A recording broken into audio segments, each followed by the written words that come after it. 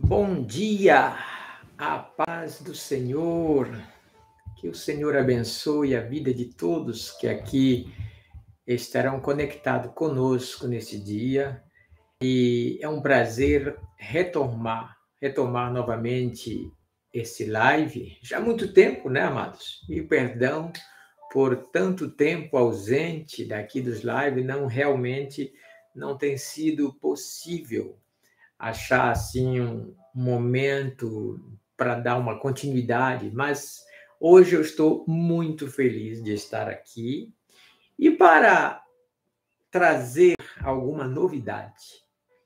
E hoje não vamos falar da continuidade daquele assunto que temos acompanhado, o espaço de Jesus, mas vamos fazer um live especial, bem diferente, com algo que Deus colocou em nosso coração, estudando, meditando a palavra de Deus já há alguns meses atrás, e isso foi construindo um entendimento espiritual que eu achei tão maravilhoso que eu pensei assim, não vale a pena eu guardar para mim somente, mas compartilhar seria, quem sabe, a melhor coisa que eu posso fazer. Então, amados, eu quero orar e você me ajude aqui. Olá, Luciana, paz do Senhor, Deus abençoe.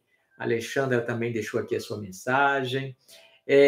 Me diga aqui se a imagem está boa, se o som está bom, tá? Só para mim ter assim uma certeza que está tudo ocorrendo bem.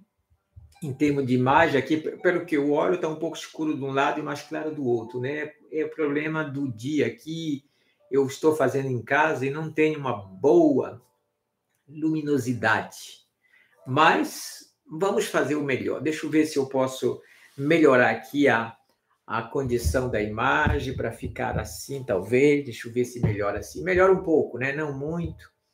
Eu sei que a madame, ela fica logo me olhando e dizendo, ficou arrumado de um jeito, desarrumou de outro. Mas aqui, ó, tá melhor, né? Porque eu acho muito assim estranho ficar com uma parte do rosto que está menos claro daqui. Aqui eu tenho a janela, né? Então vem a luz daqui, ó. Mostrar, você já conhece, que tem costume, já conhece aqui, ó, tá vendo? Ó? Então eu recebo a luz daqui. E já desse lado daqui já é o fundo da sala, aí tem, mesmo que eu deixei uma luz acesa, não é, pelo jeito, suficiente. Mas vamos lá. Antes, amados, de dar sequência a esse live, eu quero orar, pedir a bênção de Deus para o momento que vamos compartilhar. Aleluia! Louvado seja o teu santo nome, Deus eterno. Pai da eternidade, muito obrigado pelo teu amor, pela tua compaixão, pela tua misericórdia. Eu quero, Senhor, te agradecer por tudo quanto tu tens me dado e me enriquecido com a tua palavra. Sim, Senhor, tu tens sido para comigo muito mais do que eu mereço, mas é o teu amor e a tua graça e a tua bondade que nunca falha para com a nossa vida. É por isso eu te louvo, Pai. Aleluia. Eu quero dizer, Senhor, que eu te agradeço por me dar a graça de mostrar-me na tua palavra tantas coisas ricas. E eu peço, Senhor, que tudo aquilo que vamos compartilhar nesses live possa produzir nos corações uma bênção especial. Não queremos fazer demonstração de sabedoria humana, mas queremos demonstrar a sabedoria de Deus através de tudo aquilo que Ele faz. Então, Espírito de Deus, a Ti toda a glória, toda a honra, Pai eterno, no nome precioso de Jesus Cristo. Amém. Eu oro para que o Espírito Santo abra a tua mente também e conceda a graça do entendimento. Nós precisamos tanto, uma coisa que eu oro para Deus sempre dizendo, Senhor, abre a minha inteligência, renova a minha inteligência para entender. A melhor maneira, olha aqui está a Suzane, a paz do Senhor, glória, saudade também, né? Como eu já falei há pouco, né? Desculpa por tanto tempo, mas eu fiz um live especial. Olha, o live de hoje é as 4 dimensões do mistério espiritual na Bíblia. Vamos falar de coisas assim mais tendência espiritual, tendência escatológica, mas também mistérios da Bíblia, né? E eu espero realmente trazer alguma novidade. Eu sei que aí no Brasil não falta gente com qualidades, meu Deus do céu, 1000 vezes maior do que a minha, em termos de bagagem, de condição, de estudo, doutorado, outros e tantos, que eu nem entro em conflito com ninguém para não ser humilhado. Mas eu louvo a Deus por todas as vezes que eu abro este livro para meditar. É como se o céu se abrisse, o Espírito Santo viesse e dissesse assim, você gosta da minha palavra? Então eu vou te dar uma ajudazinha para entender ela melhor. Então, ame a palavra de Deus. Ame ela. E você vai ver que e seja amigo do Espírito Santo. Oh, ser amigo do Espírito Santo não tem melhor amizade na Terra, gente. Temos amizades humanas e são maravilhosas, mas ser amigo do Espírito Santo, ou como diz alguns, ter o Espírito Santo como amigo é legal. Você conhece aquela expressão que diz assim, que quem tem amigo, né, não precisa ser rico, não precisa ter muito dinheiro, porque o amigo na praça é muita coisa boa. Eu quero dizer uma coisa, se você tem o amigo Espírito Santo como amigo do céu, oh, glória a Deus, então você está com tudo. Louvado seja o nome do Senhor Jesus. Vou falar de 4 dimensões. Olha, isso aqui não é uma palavra que vem colocar em evidência o número 4. Não tem nada a ver com o número 4, mas sim com a quarta. Eu prefiro que entender, porque existe muita numerologia, né, que chama-se numerologia de estudo bíblico, né, sobre o 7, sobre o 3, sobre o 10, sobre o 40, não é verdade? Existem muitas, e são números e números e números com dimensões espiritual. Aqui não é bem o número 4 que eu quero colocar, embora não tem jeito, eu vou falar do 4 muitas vezes, né? Inclusive já disse as 4 dimensões, mas é a quarta dimensão que é a mais importante que eu quero mostrar aqui em nome de Jesus. Eu vou começar pela leitura de um texto que todos conhecem. É Daniel, capítulo, desculpa, já foi o capítulo aqui, foi o francês que já escorrega aqui. Daniel, capítulo 3, versículo 24 e 25. Vou botar aqui meu copinho com água para, de vez em quando, refrescar a garganta. Olha esse texto, ele é maravilhoso. Então o rei Nabucodonosor se espantou e levantou depressa e falou e disse aos seus conselheiros, não lançamos nós dentro do fogo 3 homens atados? Sadraque, Mesaque e Abednego. Lembra os 3 amigos de Daniel? Daniel não estava nessa vez na história. Estava só os 3 amigos deles. Eu acho interessante, mas aqui, olha só o que acontece. É por isso que vou usar esse versículo aqui para demonstrar a importância do quarto, do quarto, da quarta. Por exemplo, o pastor muito conhecido, hoje é Davi Yongshou, Paulo Yongshou, né? Parece que ele mudou de nome. Ele fala muito da quarta dimensão. Um dos livros que eu li na minha juventude, e não faz muitos meses isso, a minha juventude, eu li aquele livro A Quarta Dimensão. Fala muito de fé, de milagre, tudinho, né? Mas eu não vou falar da quarta dimensão sobre esse ponto de vista também, mas algo que, meditando na palavra de Deus, as coisas começaram assim a aparecer com clareza. E eu anotei, eu confesso para todos que eu anotei isso, e passou-se alguns meses, e eu disse, Senhor, isso aqui tu me desse é maravilhoso, mas eu vou compartilhar com a igreja um momento, num estudo bíblico. Mas ficou, e eu fico sempre esperando o sinal verde do Senhor. Quando é que, às vezes, uma palavra que a gente tem, recebe de Deus, chega o momento de transmitir?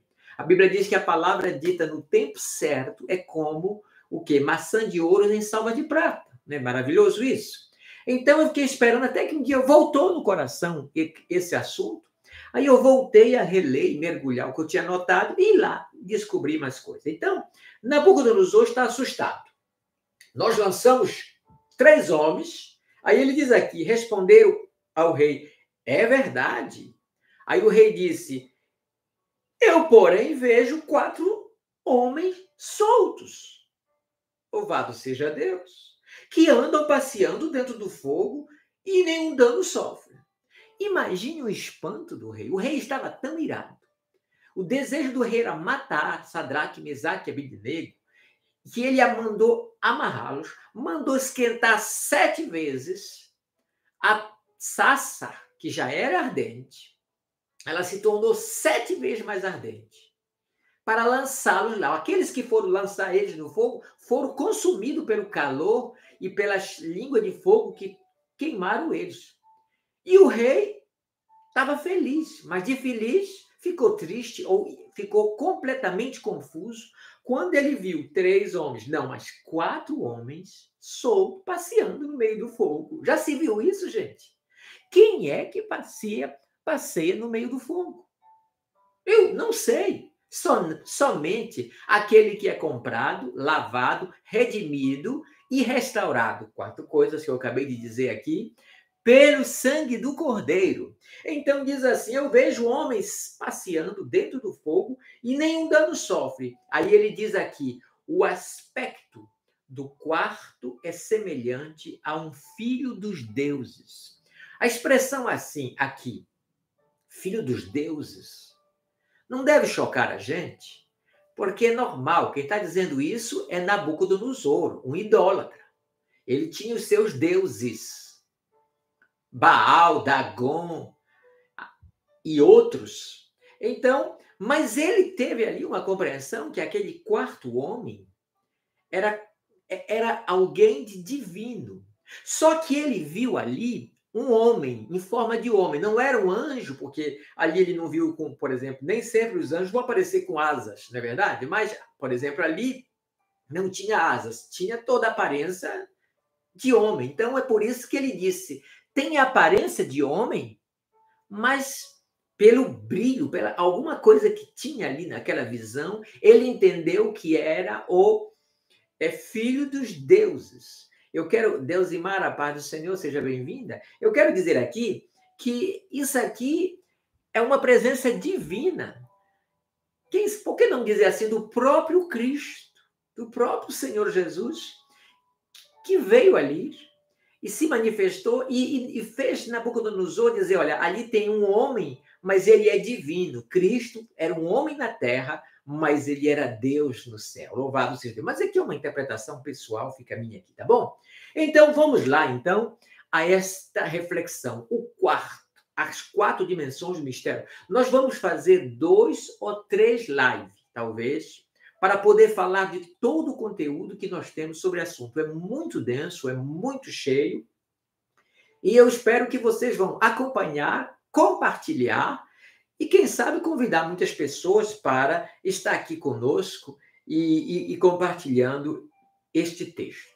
Agora vamos entrar aqui realmente no assunto, e vou aqui fazer uma viagem na Bíblia e mostrar como tudo que Deus fez está em volta de 4, tá certo?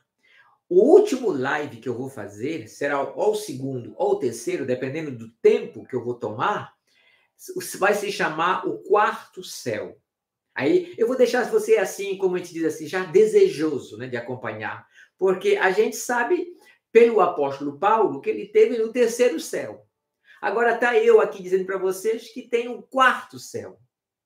Aí você já vai ter que acompanhar aqui. Vai ter que ficar até o live, porque vai ser maravilhoso. Acompanhe a gente aqui e vai ser maravilhoso tudo que você vai ouvir. Deixa eu ler aqui Hebreus, capítulo... Vou ler alguns textos aqui para mostrar, porque eu não quero aqui fazer comentário meu.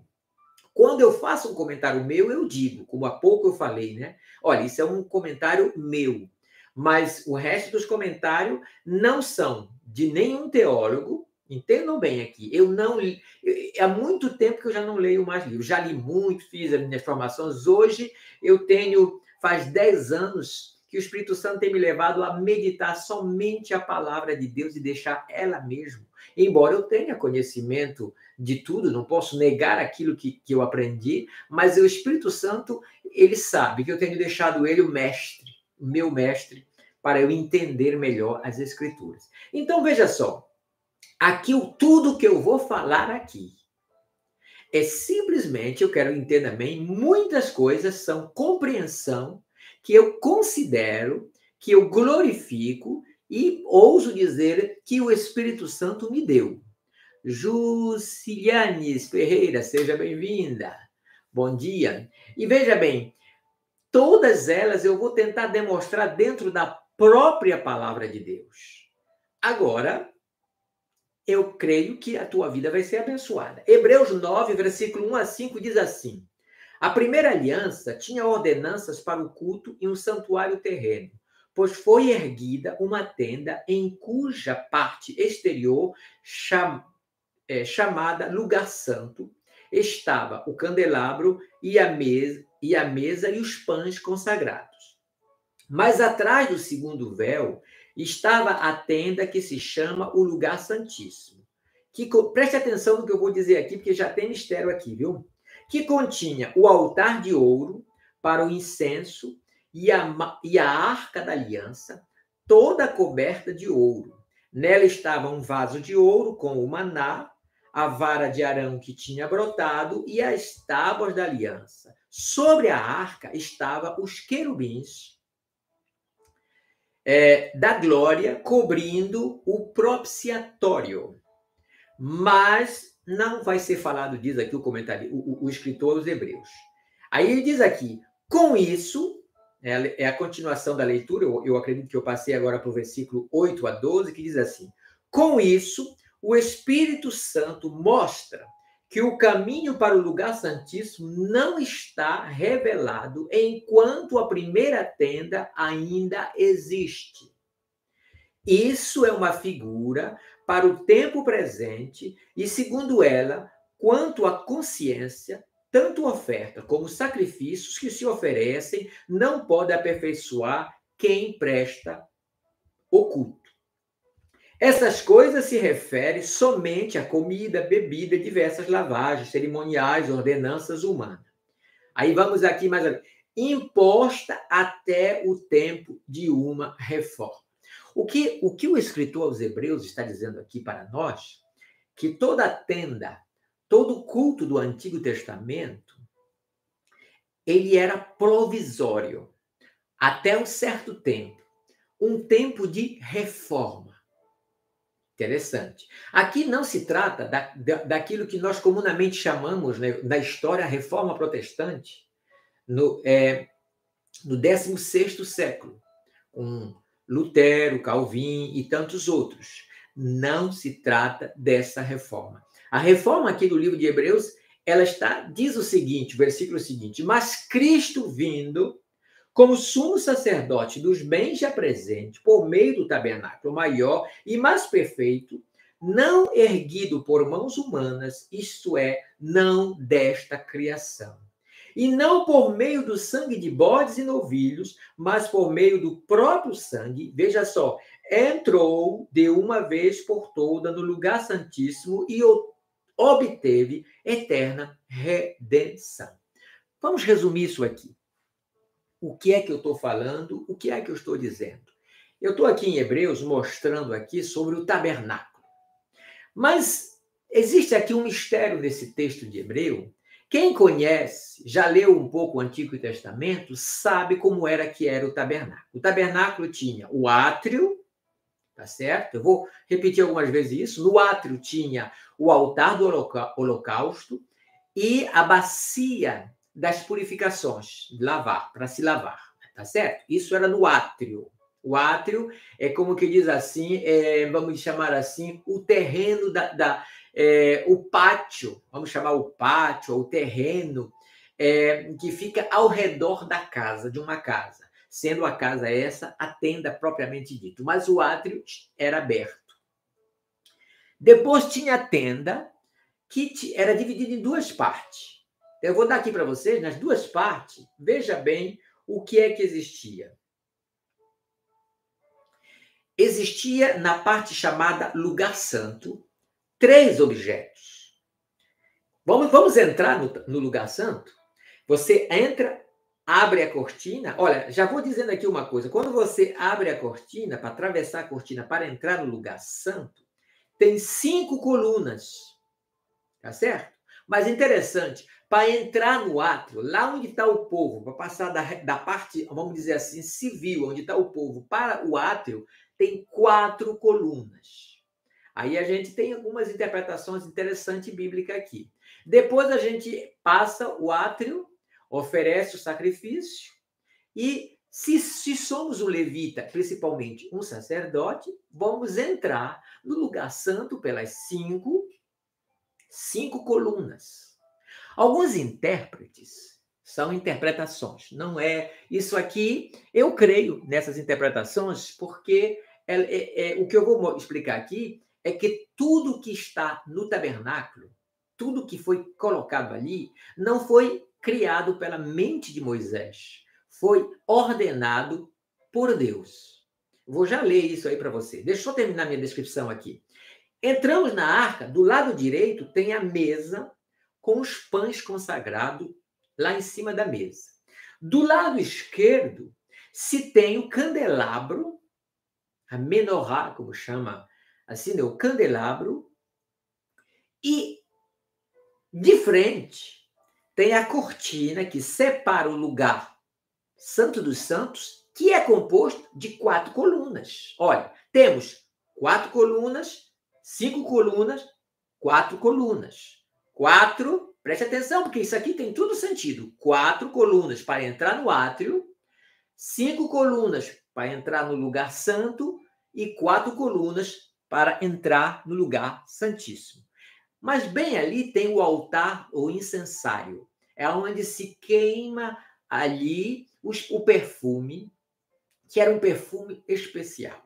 Agora, veja bem, existe um mistério aqui que nós vamos tentar mostrar para os amados. O livro do Hebreus, quando nós lemos aqui, ele diz assim, olha o que ele diz, eu vou reler aqui para vocês prestarem atenção, que vocês podem dizer, mas pastor, está errado aí o que o senhor falou. O altar dos perfumes, do incenso, não está no lugar santo, está no lugar santíssimo. É verdade, de acordo com Hebreus, porque Hebreu coloca a coisa muito clara, diz assim, olha, diz assim, olha, no versículo, diz assim, o versículo 1 a 5, de por seguida uma tenda era erguida para o pátio exterior, no lugar chamado parte exterior, chamado lugar santo. Quer dizer, na primeira parte, aí ele só coloca 2 coisas, a mesa e o candelabro. E ele diz que no segundo véu, que é o lugar santíssimo, diz que está lá a arca, o propiciatório, os 2 querubins, diz o que tem dentro da arca, e coloca lá dentro o altar de incenso. Meu Deus, o que aconteceu? Um erro na Bíblia? O erro? Quem errou aqui?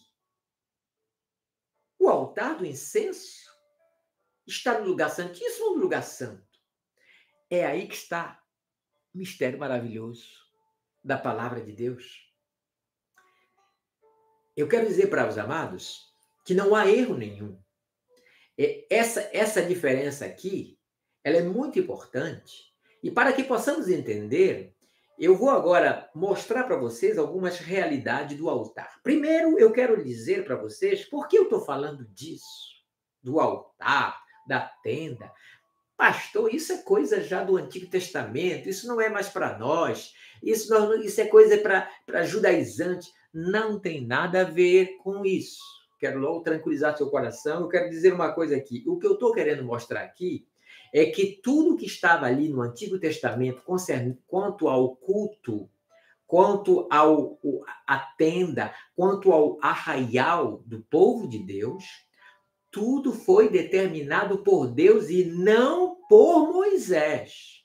Se fosse Moisés que tivesse determinado tudo aquilo da mente dele, eu diria, parabéns, Moisés, valeu, mas agora isso já passou e nem me interessa. Mas como é o próprio Deus que determinou como seriam as coisas, o tamanho, Deus determinou como seria o tamanho, como seria a forma, como seria a quantidade. Então, isso chama a minha atenção. Mas chama minha atenção muito mais do que você pensa, porque olha só, eu vou mostrar aqui para vocês alguns textos bíblicos, por exemplo, Hebreus, capítulo 26, versículo 30, diz assim: Então levantarás o tabernáculo conforme o modelo que te foi mostrado no monte. Olha aqui, antes de eu ler a sequência, preste atenção. Amados, vocês já devem ter ouvido o pregador falar isso. Não vou, com certeza não sou o primeiro a falar sobre isso, porque está escrito na Bíblia e todo mundo lê. Quando Moisés subiu na montanha para receber as leis de Deus, ele recebeu também todas as visões que Deus deu para ele, para tudo que estava determinado. Se você, muitas vezes, eu entendo, olha, durante meus primeiros anos de fé, ler o livro de Êxodo, até o capítulo 20 dava, mas depois se tornava cansativo ler aquele negócio. Ler o livro de Levítico, misericórdia, o livro de Levítico e sacrifício aquilo tudo. Nem li. O livro de Número também dá para ler um pouco, porque tem uma caminhada. Esses livros aí, que são Pentateuco, né? São 5 livros, eles não eram fáceis para um novo na fé, nem aconselho que comece lendo por lá. Só que agora nós crescemos na fé, avançamos. E esses livros, eles trazem coisas importantes. Primeiro, até porque esses 5 livros são o que os judeus chamam a Torá. Quer dizer, os 5 livros que regem a fé de todo judeu na sua crença. E eles estão na Bíblia, não foram excluídos da Bíblia. É Gênesis, Êxodo, Levítico, Números e Deuteronômio. Mas agora, deixa eu relembrar vocês uma coisa. Quando o povo, vou acelerar aqui, quando o povo chegou lá no Sinai para adorar a Deus, Deus disse assim para o povo: gente, Moisés disse para o povo 3 dias de jejum e oração, de santificação, para depois subir comigo aqui, porque é o encontro que eu tenho com o meu povo, e esse encontro vai acontecer agora. Mas para que o povo venha ter um encontro comigo, ele precisa se santificar. 3 dias de santificação total, verdadeira. Aí, quando acabou os 3 dias, que era para o povo subir, Deus desceu naquela montanha, gente. Aquela montanha não pôde resistir à presença de Deus. Houve ali uma glória chamada, que nós chamamos da Shekinah, né, de Deus. A nuvem desceu.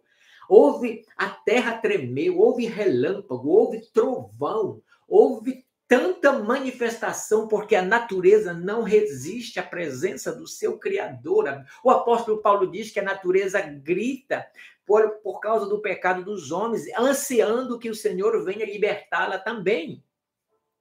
E ali o povo, em vez de se alegrar, não é fácil se alegrar, gente. É verdade que não é fácil se alegrar. Nós somos humanos. Diante da glória de Deus, a nossa carne estremece. Estremece mesmo. Então, aquele povo temeu. Aquele povo ainda não estava preparado para ter um encontro com Deus, porque tinha saído do Egito e no caminho ali, aqueles 2 meses, quase 2 meses que eles saíram do Egito e chegaram no Sinai, eles já tinham murmurado, gente. Aquele povo já tinha até se arrependido de ter saído. Foi tremendo aquele povo. Então, aquele povo, com todo aquele peso ainda da carne, da natureza egípcia, do mundo, eles disseram: não, vamos subir, nós vamos morrer, misericórdia. Aí disseram para Moisés, sobe tu, recebe lá a mensagem e depois tu desce e dá para nós. Eu acredito que naquele dia foi um dia assim de decepção. Deus queria encontrar o seu povo, mas o seu povo não estava preparado. Mas isso também deveria acontecer assim, porque aquilo que Deus ia construir com aquele povo era algo que não podia ser definitivo. Ele era provisório. Então, quando Moisés esteve lá, ele passou 40 dias, gente, na presença de Deus. Ele não comeu, não bebeu, ele estava alimentado pela presença de Deus. Da presença de Deus, eu acho que não existe fome nem sede, né? Isso a gente vê pela Bíblia, é tremendo isso. Então, o que é que acontece? Ali estava ele, Então, veja que os textos dizem que tudo que Deus disse para Moisés construir era como se Deus tivesse aberto o céu e Moisés tivesse sido transladado, como João no livro de Apocalipse, e ele viu o que havia no céu, e Deus disse para ele assim: tu vai construir uma tenda de igual modelo que eu estou te mostrando aqui no monte. É como se, você sabe, hoje na tecnologia já existe um sistema muito interessante que é holograma, chama-se holograma, né? São capazes de fazer a imagem de um objeto ou a imagem de uma pessoa aparecer assim diante de você e você vê assim, parecida a pessoa, mas é uma projeção. Mas em vez de ser... É o mesmo sistema que faz a projeção do cinema ou na televisão, né, que você está vendo, é uma projeção que está vindo ali, principalmente o cinema antigo, né? Veja bem, a mesma coisa mas é em 3 dimensões. Aí aparece ali aquela coisa assim, é o tempo moderno. Eu acredito que esse sistema Deus já mostrou ali para Moisés. Então, olha, agora eu vou ler, agora que eu expliquei isso, veja só, eu acabei de ler o versículo 30 de Êxodo 26. Então, levantarás o tabernáculo conforme o modelo que te foi mostrado no monte. Versículo 27, 8. E o farás, o oco de tábuas será feito conforme te foi mostrado no monte. Está falando da arca. Números, capítulo 8, versículo 4. Assim era o candelabro, uma peça de ouro batida, desde o seu pedestral até as suas flores, ele era de ouro batido. Moisés, escutem só, Moisés fez o candelabro conforme o modelo que o Senhor lhe havia mostrado.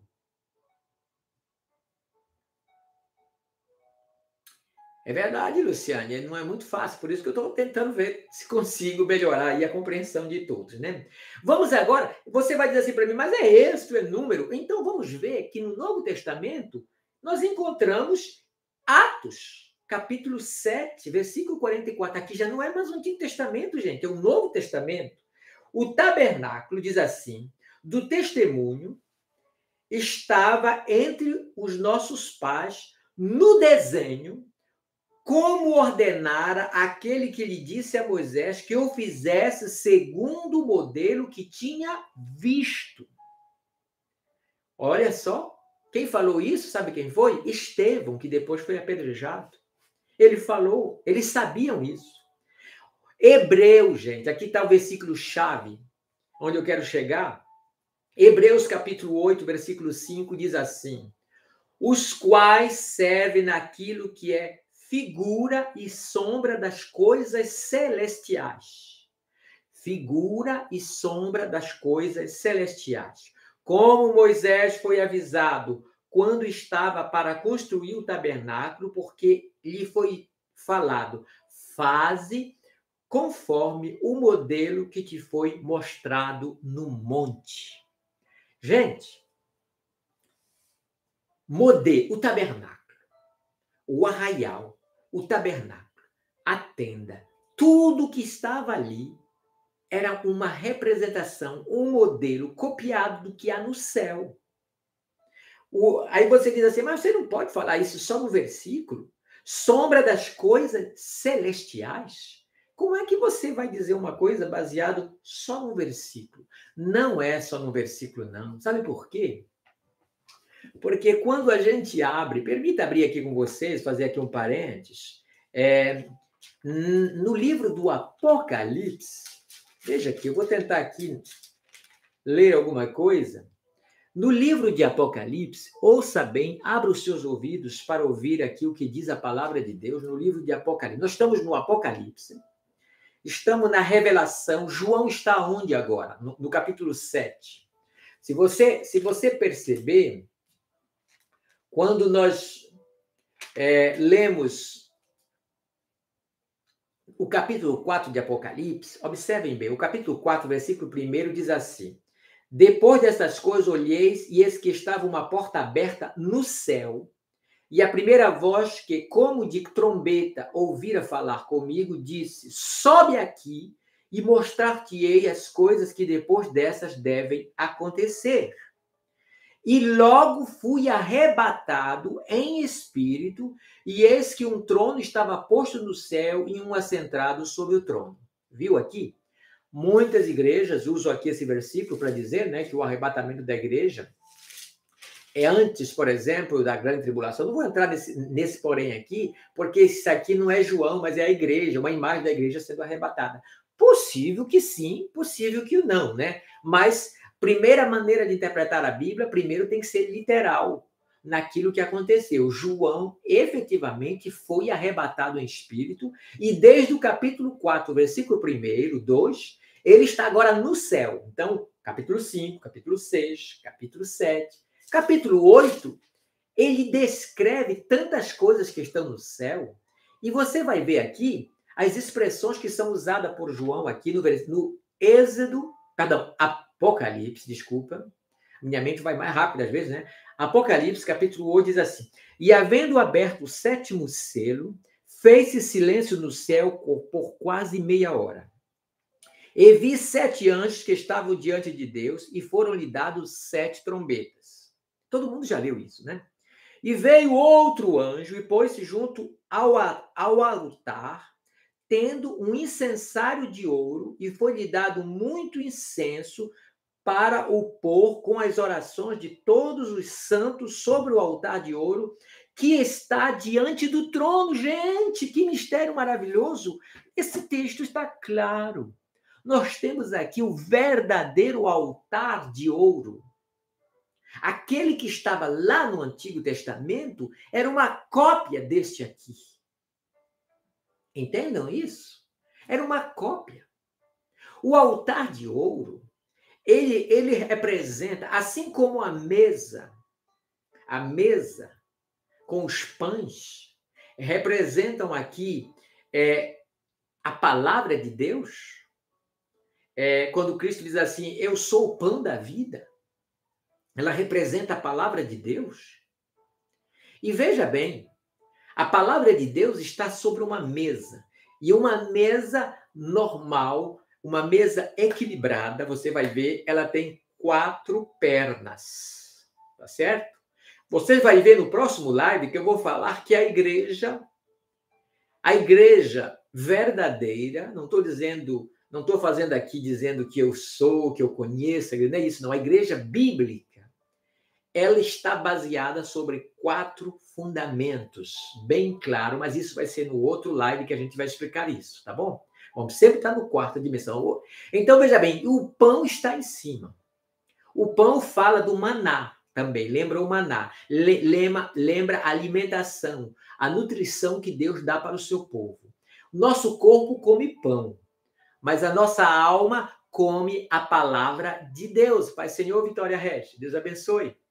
A palavra de Deus, ela nos alimenta a nossa alma. Se você não come a palavra, você morre espiritualmente. Isso é terrível. Então, veja só, está ali naquele lugar. É o lugar santo. Tá certo? Depois tem o candelabro, que ele representa o Espírito Santo. Por quê? Porque neles tem a luz e o óleo. O fogo e o óleo, 2 símbolos do Espírito Santo. E ele tem também o candelabro. Ele é interessante, vou já dar uma descrição aqui rápida. Ele é assim, o candelabro. Ele tem uma haste principal, assim, uma haste. Nessa haste, sabe, tem 4 amêndoas. Olha, não é 5, não é 6, são 4 amêndoas, simbolizando o quê? Simbolizando o fruto do Espírito. Aleluia! Depois, sai dele, o candelabro, ele é assim, olha, sai 3 galhos de um lado, 3 do outro lado. O que faz? 3 mais 3, 6, mais a haste, 7. Então, tem 7 luzes. E nós vemos que temos os 7 Espíritos de Deus na expressão bíblica. Eu estou falando, resumindo aqui. Então, está claro que o candelabro representa aquilo que nós diremos o Espírito de Deus e tudo que tem a ver com o Espírito de Deus. A mesa representa a palavra, representa a Torá, representa o alimento de Deus do céu que desce para nós. E Jesus mesmo disse que ele é o pão da vida. E Jesus diz, ele é a palavra verdadeira. O verbo, encarnado, diz lá em João 1 no Evangelho. Agora, o altar, lembra do altar do incensário? Ele representa as orações, que é queimada ali. O perfume, ele foi dado por Deus. E Deus deu uma ordem: quando vocês fabricarem este perfume, nenhum homem poderá imitar um perfume igual a esse, senão vai morrer. Este perfume é somente para o altar do incensário.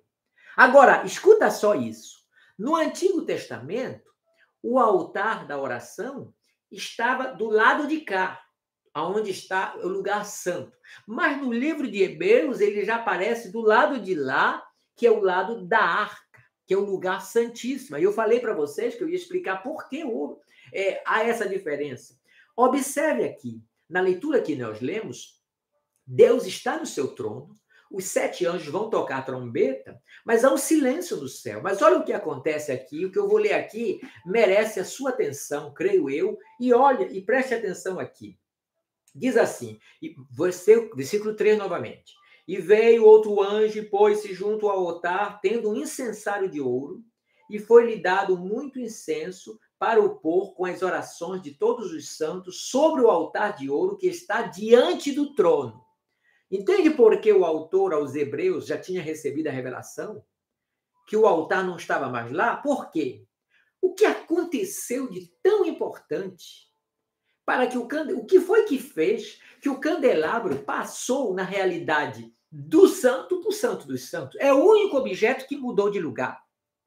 Sabe por quê? Eu tenho alguns argumentos para dar. Primeiro, o que é que separava na realidade?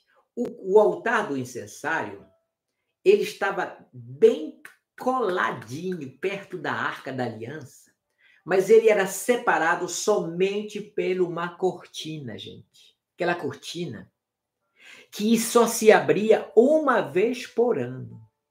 Esse dia do ano era o dia 10 do 7º mês hebraico, o dia da expiação. O dia em que o sumo sacerdote pegava 2 bodes. Sobre um, ele imolava e oferecia pelo pecado do povo, e ele entrava no lugar, ele fazia todos os sacrifícios de oblação, pelo pecado, pela remissão, naquele dia. Ele purificava o altar todo. Sabe por que ele purificava? Porque o altar era um altar terreno. A imagem do que está no céu, mas era terreno. Ele precisava ser purificado pelo sangue. Porque a Bíblia diz assim que não há remissão de pecado sem derramamento de sangue. O sangue purifica. Então veja só o que acontecia. No dia 10 do 7º mês, que é do mês hebraico, eu não anotei aqui o mês, desculpa, né? Esse que não é o nosso mês de julho, tem uma diferença, tá certo? Não é o nosso 7º mês, que é o mês de julho, não. É o 7º mês do calendário hebraico. Nesse dia, olha o que é que acontecia. Ele tinha esse dia único, que era o dia do grande sacrifício. É nesse dia que o sumo sacerdote, somente o sumo sacerdote, entrava no santo, oferecia também ali todo o trabalho cerimonial, depois ele ia e ele derramava ali o perfume santo sobre o altar e ele abria, irmãos, amigos, ele abria naquele momento exato a cortina. E ali ele tinha agora uma visão sobre a arca e o lugar santíssimo, uma vez por ano somente. Se ele tivesse feito mal o trabalho, tivesse em pecado, ele morreria naquele momento. E aconteceu algumas vezes, pelo que se conta.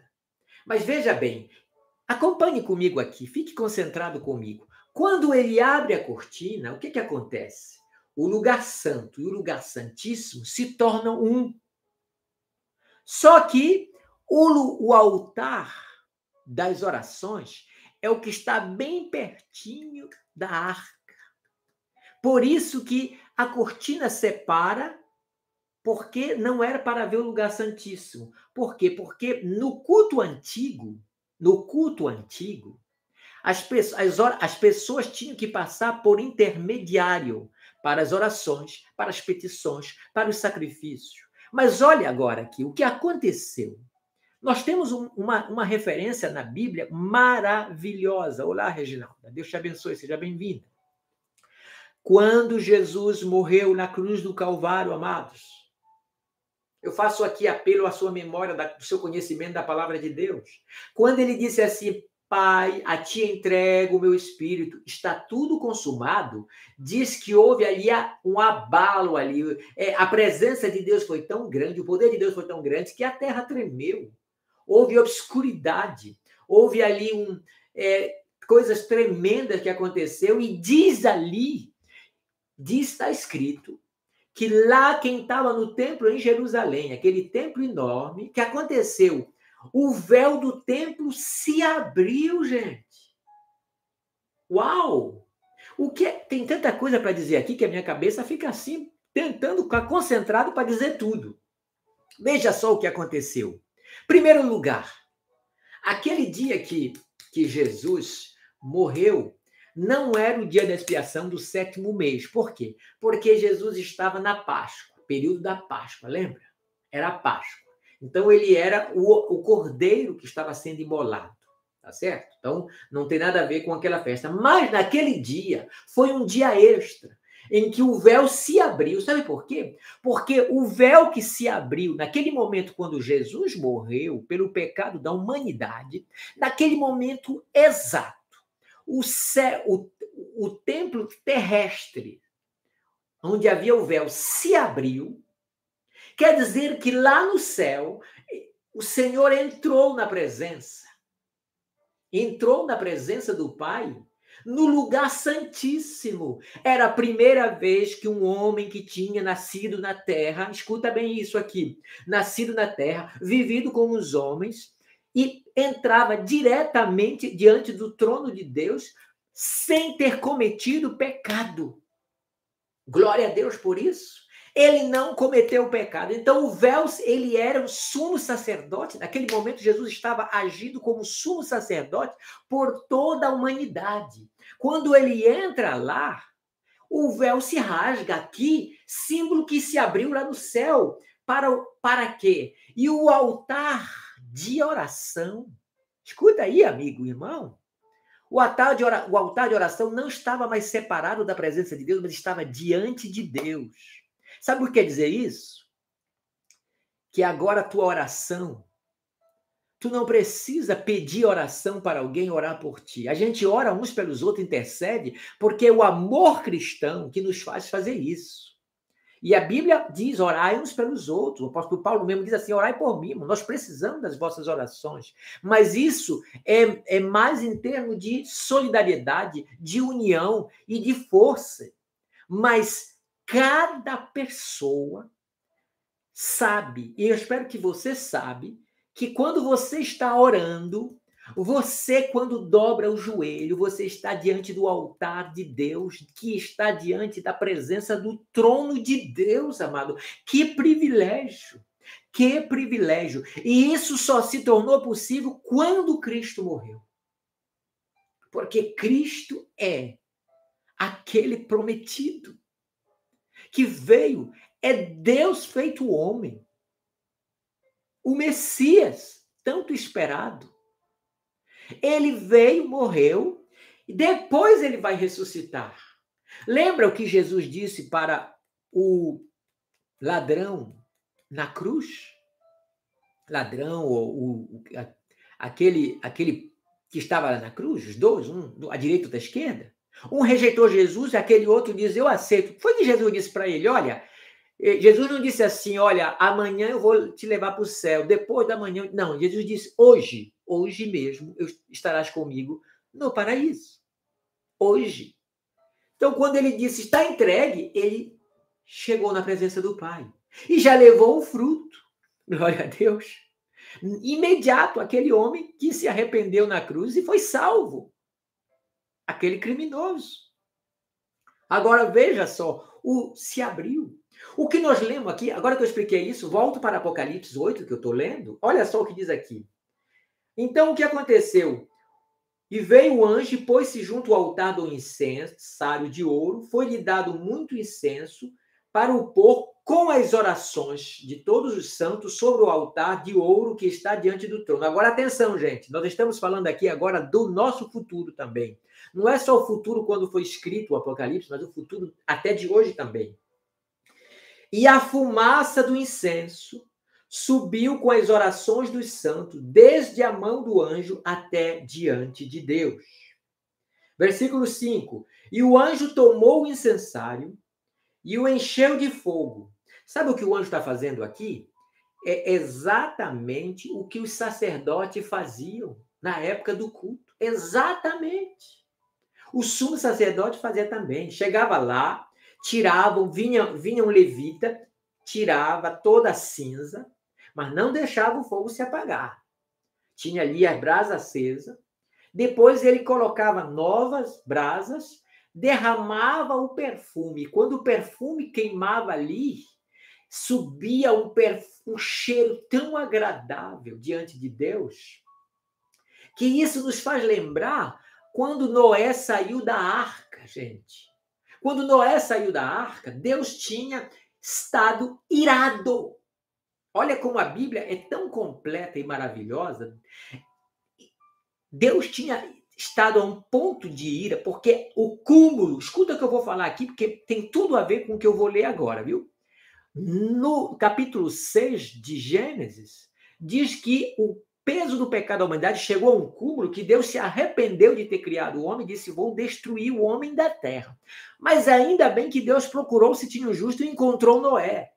Deus está procurando homens e mulheres que praticam a justiça, que falam a verdade, que são verdadeiras, que são sinceras, que adoram a Deus não por interesse e nem por falsidade, mas que adoram a Deus em espírito e em verdade. E essas pessoas podem se tornar sumo sacerdote diante de Deus por outras, intercedendo por ela. Você, amado, o seu sofrimento, a sua luta, nunca esqueça, você é um privilegiado porque você tem acesso diante do trono de Deus. Aleluia!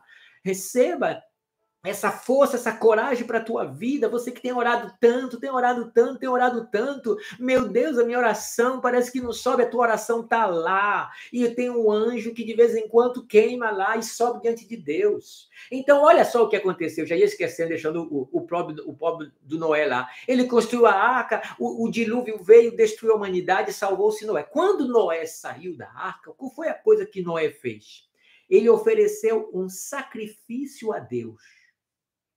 E diz assim que quando a fumaça subiu, olha que eu estou falando aqui para ti, que o Espírito de Deus está me lembrando das passagens bíblicas disso, hein? Quando a fumaça subiu, diz que Deus sentiu aquele cheiro, e aquele cheiro daquela fumaça, aquele altar, não era uma fumaça qualquer, não. Era o perfume que exalava do coração de Noé, de gratidão, porque Deus ter guardado ele da morte. Quando tu orares, o melhor perfume que tu tem para Deus é a tua gratidão. Nunca ora só por interesse de pedir, pedir, pedir. É verdade que a Bíblia diz assim, pedir e dá-se-vos-á. Mas depende de como tu pede. Pede com gratidão. A Bíblia diz assim, aquele que está em comunhão comigo. É esse que o versículo completo diz. Quem está em comunhão comigo e eu como estou com o Pai, o que ele pedir em meu nome, o Pai lhe dará.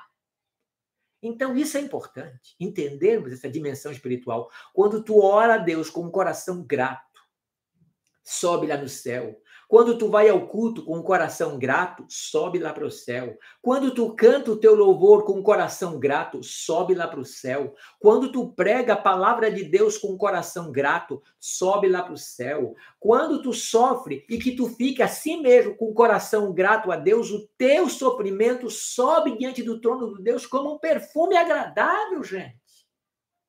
Agora, observe bem. Deus disse, não mais destruirei. Vou mudar aqui o esquema e vou planejar um novo plano. Aí começou o projeto de Deus, que ele iria começar com Abraão depois disso. Mas por quê? Porque houve um altar. Os irmãos lembram lá no livro de Juízes que Sansão, quando o anjo veio falar com Manoá e a esposa, dizer que eles iam ter um filho que era para ser nazireu e ia ser Sansão, lembra? Eu acho muito bonito essa expressão que está na Bíblia, está no livro de Juízes, eu não sei dizer, mas está no livro de Juízes. Diz assim que quando o anjo veio lá no altar, onde eles estavam lá, e que o anjo falou, Manoel disse, espera lá, eu vou te oferecer um sacrifício, vou fazer aqui uma oferenda. Gratidão por quê? Porque aquele casal, Manoel e a sua esposa, já eram velhos, não podiam mais procriar. Mas naquele momento o anjo disse, vocês vão ter um filho, e esse filho vai ser uma bênção, glória a Deus.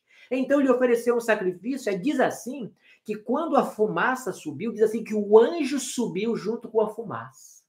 É lindo isso. Glória a Deus. Olha, a Bíblia diz que os anjos são mensageiros de Deus a favor daqueles que vão herdar o céu.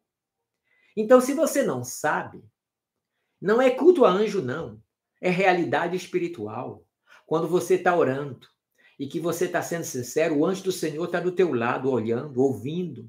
E ele conhece a sinceridade do teu coração, ele pega as tuas orações e ele leva até o trono de Deus. Louvado seja o nome do Senhor.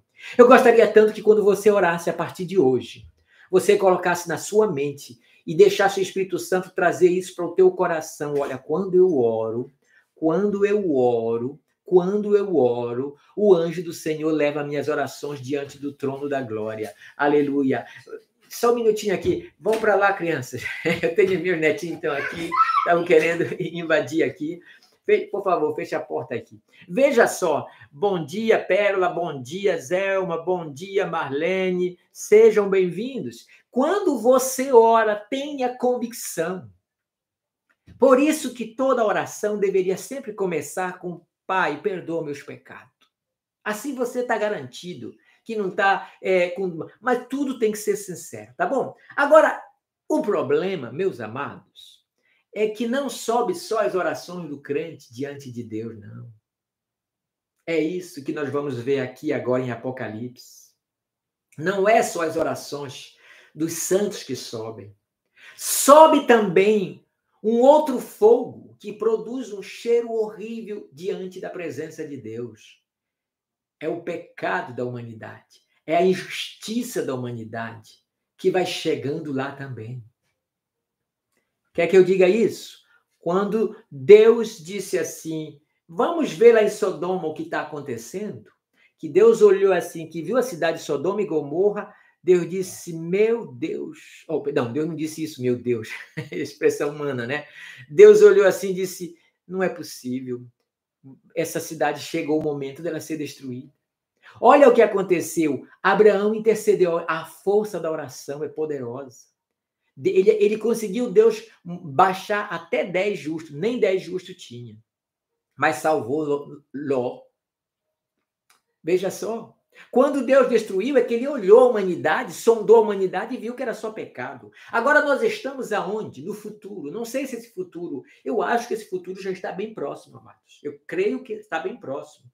Diz assim o versículo 5, que o anjo tomou o incensário, encheu de fogo do altar e lançou sobre a terra, e houve depois vozes e trovões e relâmpagos e terremoto, e os 7 anjos que tinham as 7 trombetas prepararam-se para tocá-las. Gente, aqui nós estamos no que nós chamamos do Apocalipse, que na realidade é uma palavra que quer dizer simplesmente revelação e não catástrofe, tá bom? Resumindo, o que quer dizer isso? Quer dizer que quando o anjo joga ali, é Deus dizendo, vem agora a justiça. Aí os irmãos dizem assim, mas antes que você me faça a pergunta, eu vou lhe responder ela imediatamente aqui.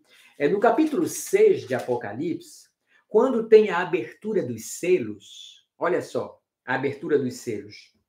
Tem, lá, já vou dizendo aqui, tem 4 cavaleiros, ó, número 4. Olha, hoje eu nem, meu Deus, eu acho que vai ser preciso 4 lives para me falar tudo que eu tenho para falar, gente. Já estou com 1 hora aqui.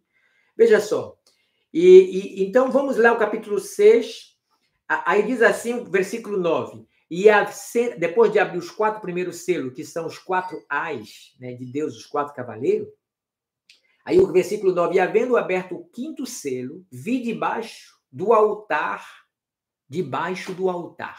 olha só, as almas dos que foram mortos por amor da palavra de Deus e por amor do testemunho que deram. Olha o que as vozes diziam. E clamavam com grande voz, dizendo, até quando, Ó verdadeiro, santo e dominador, não julgarás e vingarás o nosso sangue dos que habitam sobre a terra. E a cada um foi dado uma comprida veste branca, e foi-lhe dito que repousasse ainda um pouco de tempo, até que também se completasse o número dos seus conservos, seus irmãos, que haviam de ser mortos, como eles foram. Isso é o quinto sexto. Agora, deixa eu dizer aqui, veja bem, tem gente clamando, gente, sabe? Esses últimos tempos eu tenho lido muito a história da igreja.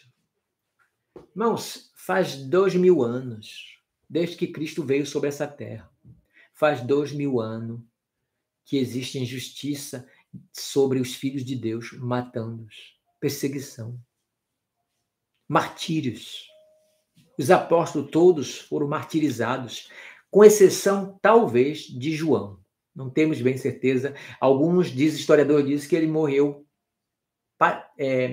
apaziguadamente de sua velhice, né? Ele viveu o apóstolo João. Mas todos os outros foram martirizados. E não parou por aí, não, gente. Meu Deus do céu. A guerra de religiões e tantas outras coisas, mas não vou me alongar, sobre isso. Quero dizer somente uma coisa, que ali, o que nós estamos vendo aqui é o começo das dores do julgamento de Deus sobre a terra. As 7 trombetas.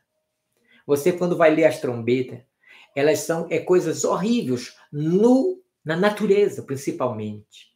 Mas depois vem as cálice. Aí é mais ruim ainda. Então, nós vamos parar aqui nessa descrição, mas eu quero dizer que eu quase não falei nada de 4, né? Mas eu vou terminar aqui, me dei mais 5, 10 no máximo, e eu termino por hoje. Eu li aqui que todas as coisas que estão lá no Antigo Testamento é símbolo do que está no Novo Testamento. Tá bom? Perdão, no céu. Agora, deixa eu falar para vocês como o 4 está tão presente no culto do Antigo Testamento. Veja só. O arraial do povo de Deus. Eu sei que muitos pregadores já pregaram dizendo que o tabernáculo é dividido em 3 partes. Eu vou discordar agora, com todo respeito. Não é 3, é 4. Eu vou explicar por quê. Porque quando a gente diz que o tabernáculo é só 3 partes, está certo, falando do tabernáculo próprio. Mas a razão do tabernáculo é que faz que tem 4. Explico já agora. As pessoas que dizem 3, dizem assim, o átrio, o lugar santo e o lugar santíssimo. Já vi até um grande pregador ensinar sobre a oração, dizendo que tem a oração do átrio, que é uma etapa, depois vai para a segunda etapa, que é a oração do lugar santo, e a terceira máxima maravilhosa é, claro, a do santíssimo.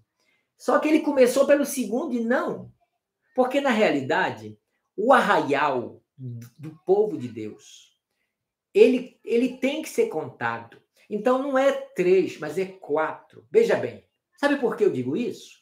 Porque o povo, quando estava no deserto, ele estava disposto ali, como Deus tinha ordenado. Assim como Deus ordenou para a tenda ser de tal maneira, a maneira como as tribos de Israel tinham se colocar, também foi Deus que exigiu. Deus disse assim, olha, a tribo que vai na frente, vai a tribo de Judá, vai 3 tribos, iam na direção do leste. Essas iam levando para frente. Depois, vai 3 tribos do lado do norte, 3 tribos do lado do sul e 3 tribos do lado do oeste. Fazem 4. 4 cantos cardeais.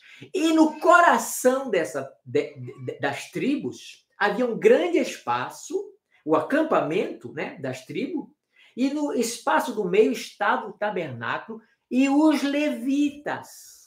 Agora, observe bem, se você olhasse assim uma foto do céu, como um drone filmando, você ia perceber que a maneira como as tribos estavam sendo colocadas faz uma forma de uma cruz. Sendo que bem no coração da cruz está o tabernáculo, uma imagem que Deus olhava e via. Entendeu? Agora, não é só isso, não.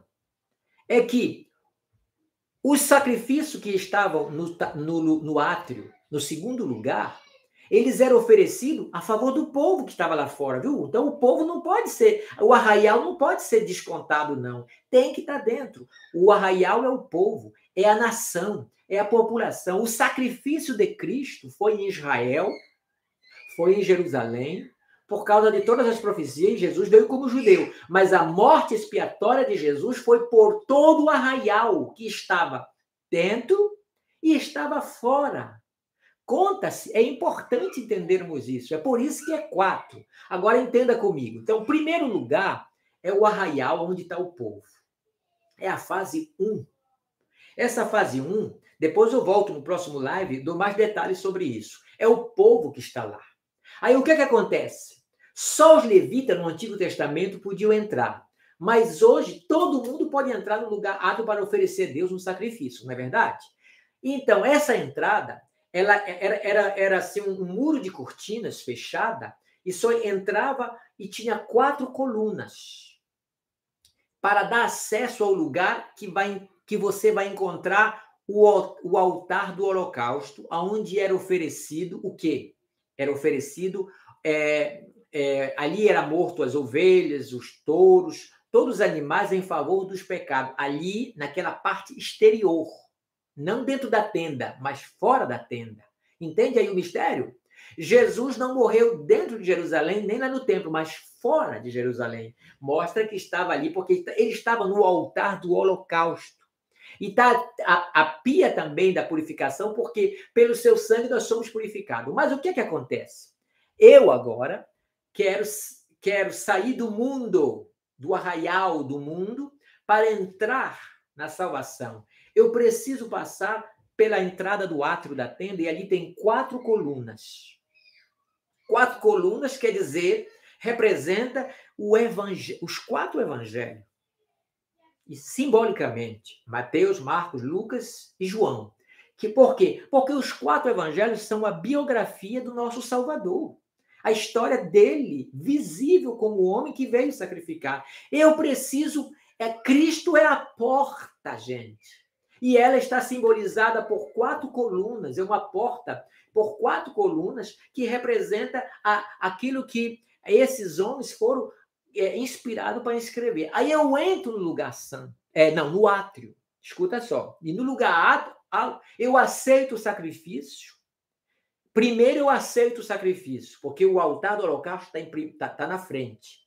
Por trás dele que tem a pia para se lavar. Quando eu aceito o sacrifício, eu sou perdoado dos meus pecados. Aí eu vou morrer com Cristo, então eu vou até a bacia onde é o batismo, símbolo do batismo, a doutrina do batismo. Eu sou purificado pelo sangue de Jesus, então eu simbolizo a minha morte com Cristo ali, no batismo. Então agora eu posso entrar no lugar santíssimo. Mas na imagem do Antigo Testamento, como é o culto anterior, então o que acontece? Não é 4 colunas que tem para entrar, mas 5. Sabe por quê? Porque é o Pentateuco, a Torá, as 5 colunas. Gênesis, Êxodo, Levítico, Número e Deuteronômio. Eles têm o mesmo valor para os judeus que os evangelhos têm para nós. Então, o que acontece? Quando eu entro, eu entendo que o Deus que me salvou é o Criador do mundo. Criou todas as nações e fez uma nação modelo, Israel. Por isso que eu não posso rejeitar Israel. Eu tenho que amar e orar por essa nação. Porque ela foi um modelo para mim entender o que é que Deus faz quando ele é Deus de uma nação. E ela, com todas as suas imperfeições, Deus nunca abandonou ela. Assim acontece contigo, mesmo quando tu peca, mesmo quando tu é infiel. Mas se tu te arrepende e tu volta para Deus, Deus te recebe novamente. Então, tu vai conhecer também a palavra de Deus do seu passado. Aí tu entra no lugar santíssimo, no lugar santo. E lá tu tem a palavra de Deus e tu tens o Espírito Santo para te conhecer. E tu tem também o quê? Como tu estás lavado pelo sangue do Cordeiro, não existe mais cortina que te separa. Tu passa diretamente, quando orares, enquanto estás vivo na terra, tu ora e quando tu está orando, tu está na presença do trono de Deus. Eu aconselho toda a igreja a ter um verdadeiro momento de oração. Oração é ora, ora, ora, ora. Por quê? Porque é um segredo que Deus deixou para o povo dele. Olha, todas as religiões do mundo oram. Não tem uma religião que não ore. Todas oram. Todas entenderam que a oração é primordial. Então, povo evangélico, você que se diz conhecedor, tendo a palavra de Deus, vivendo a verdade, você não pode ser uma igreja ou um crente que ora pouco. Você precisa ter uma vida de oração, porque quanto tempo mais tu passa em oração, tempo mais tu passa na presença do Deus Todo-Poderoso. Aí depois, lá, vamos falar na próxima semana, porque já estamos com 1h09. Eu sou grato a Deus. Deixa eu dizer aqui que na próxima semana eu fiz essa grande introdução, não vou repetir a semana próxima, mas eu vou trazer muita coisa ainda, muita coisa sobre as 4 dimensões espirituais da palavra de Deus. Eu posso dar aqui só como é que eu posso dizer assim? Uma pincelada rápida para você. Eu vou falar das 70 semanas de Daniel, vou falar de tantas coisas na Bíblia que você viu ou não viu, em que está nela e que tem revelações extraordinárias. Mas tá bom assim. E eu vou terminar essa série de live, mostrando que existe um quarto céu. Tá bom? Amados, muito obrigado por ter nos acompanhado. Eu espero que essa palavra, esse ensinamento vai trazer para o seu coração. Olha, se você puder compartilhar e nos ajudar, eu sou muito grato a todos que compartilhar e ajudar e levar bem além mesmo esse ensinamento. E eu estarei em breve, essa semana ou na próxima, dando o capítulo 2, tá bom? Certamente a gente vai fazer 3 vezes, penso eu, né? Mas eu sou grato a Deus. Senhor, eu te louvo por esse momento.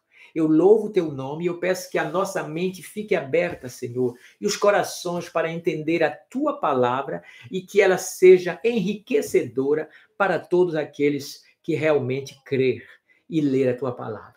Muito obrigado por visitar os teus filhos. Muito obrigado, Senhor, por eu repreendo todo espírito de enfermidade que está atormentando alguma pessoa neste momento, que tem trazido um distúrbio durante o ouvir a palavra de Deus. Em nome de Jesus, seja repreendido todo espírito de confusão da tua mente, seja repreendido toda enfermidade do teu corpo, seja restaurada a tua alma. Em nome de Jesus, e seja abençoado ricamente pela presença gloriosa do Senhor. Sou muito grato a vocês e já a gente volta, viu? Com a segunda parte deste ensinamento. Tenham todos um bom dia. Daqui a pouquinho, daqui com 48 minutos, a nossa irmã Regina estará fazendo o seu live.